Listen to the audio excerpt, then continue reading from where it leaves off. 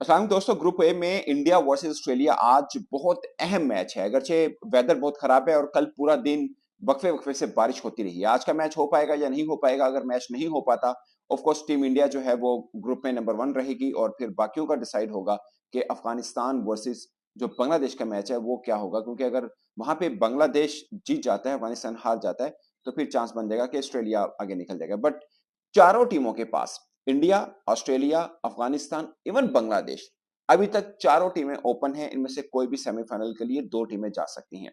Scenario बड़ा दिलचस्प है और इसमें ज्यादा चांस जो नजर आ रहा है वो ऑस्ट्रेलिया का नजर आ रहा है कि अगर वो इंडिया को हरा देते हैं तो उनके लिए काफी बेहतर रहेगा। मगर वहां पर भी है कि आप लास्ट एक रन से जीत रहे हैं, यानी ऑस्ट्रेलिया एक रन से जीत रहा है या लास्ट बॉल पे जीत रहा है। फॉर एग्जाम्पल, अगर ऑस्ट्रेलिया एक रन से टीम इंडिया से जीता है तो अफगानिस्तान को सिर्फ 36 रन का मार्जिन लेना पड़ेगा बांग्लादेश के खिलाफ जीत में, तो वो ऑस्ट्रेलिया से ऊपर चला जाएगा। और अगर ऑस्ट्रेलिया आखिरी बॉल पर रन चेस कर लेता है तो फिर 15.4 ओवर के अंदर अफगानिस्तान को चेस करना पड़ेगा अगेंस्ट बांग्लादेश, कंसिडरिंग कि बांग्लादेश ने 160 रन किए हैं। वो थोड़ा सा मुश्किल सिनेरियो रह जाता है। मगर एक सिनेरियो ऐसा भी है जो मैथमेटिकली तो ऑन है बट रैशनली शायद ऑन नहीं है, वो है कि इंडिया भी बाहर हो सकता है। तो वो भी एक सिनेरियो है जिसमें यह कि अगर इंडिया ऑस्ट्रेलिया से 41 रन से हार जाए और फिर अफगानिस्तान बांग्लादेश को 83 रन से शिकस्त दे दे, तो फिर अफगानिस्तान और ऑस्ट्रेलिया जो है वो सेमीफाइनल के लिए पहुंच जाएगा। ये थोड़ा मुश्किल है बट मैथमेटिकली इट्स पॉसिबल।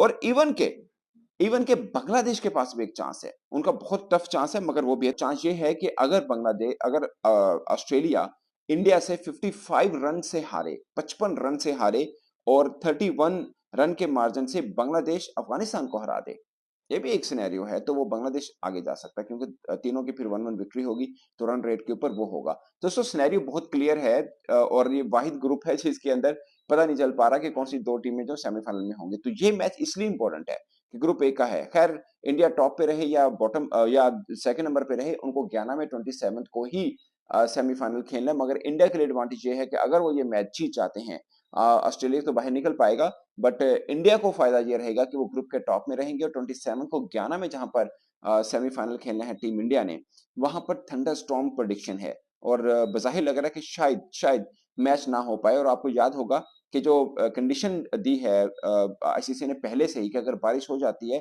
वैसे तो 5 ओवर का मैच होना जरूरी होता है मगर वहां पर 10 ओवर का मैच होना जरूरी है।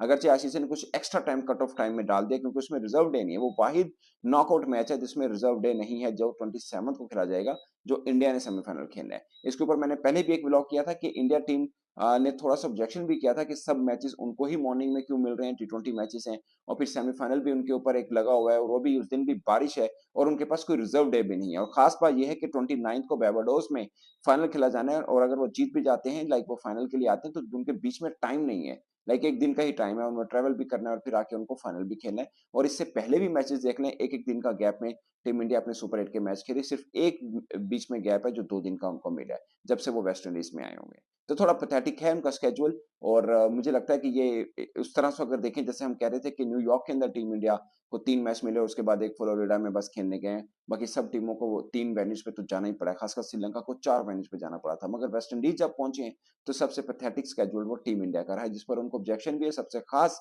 ऑब्जेक्शन टीम इंडिया के क्रिकेटर्स को यह है कि ब्रॉडकास्टर्स की वजह से उनके तमाम मैचेस मॉर्निंग में रखे गए, जबकि टी20 के अमूमन खिलाड़ी पसंद करते हैं कि फ्लड लाइट्स के अंदर मैच हो, तो उनको थोड़ा सा इसमें ऑब्जेक्शन भी रहा है।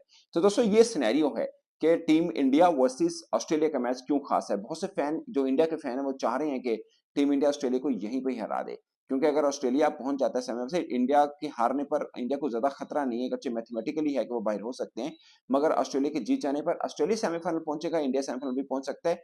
बट ये परेशानी उनके उनके लिए लगी रहेगी कि अगर ऑस्ट्रेलिया सेमीफाइनल जीत जाता है और फिर इंडिया भी सेमीफाइनल जीत जाता है, तो एक दफा फिर ऑस्ट्रेलिया वर्सेस इंडिया का फाइनल हो सकता है, जो कि इंडियन फैंस अमूमन नहीं चाहते हैं। बट मुझे लगता है कि अगर आप एक बार हरा देते हैं ऑस्ट्रेलिया को, तो इवन कि आप हार भी जाते हैं तो इंटायरली डिफरेंट गेम हो सकती है। बट इंडियन फैंस को एक थोड़ा सा सुपरस्टिशियस है कि ऑस्ट्रेलिया के सामने नॉकआउट में टीम इंडिया कुछ खास खेलती नहीं है। तो ये मौका है टीम इंडिया को ये वहम दूर करने का भी, क्योंकि 2023 वर्ल्ड कप फाइनल में टीम इंडिया हारी थी और सिर्फ वही मैच हारी थी। बहुत से लोग ये समझ रहे हैं कि शायद बदला चुकाने का वक्त है, बट आई थिंक कि ये टी20 वर्ल्ड कप है, वो वनडे वर्ल्ड कप था, और उस सोच के साथ शायद रोहित शर्मा तो मैदान में नहीं उतरेंगे कि बदला लेना है या ऐसा लेना है, मगर वो ये जरूर कोशिश करेंगे कि उनकी टीम अपने अपने जो ग्रुप है उसमें टॉप पे रहे, ताकि उनको सेमीफाइनल में एडवांटेज हो, कि अगर बारिश की वजह से खुदा ना खासा मैच नहीं होता तो उनको फाइनल में पहुंचने में मसला ना हो, क्योंकि फिर वही टीम फाइनल पहुंचेगी जो अपने ग्रुप में टॉप पर होगी। तो दोस्तों ये है अपडेट, मेरी तरफ से अब तक के लिए इतना ही, इजाजत दीजिए। अल्लाह हाफिज।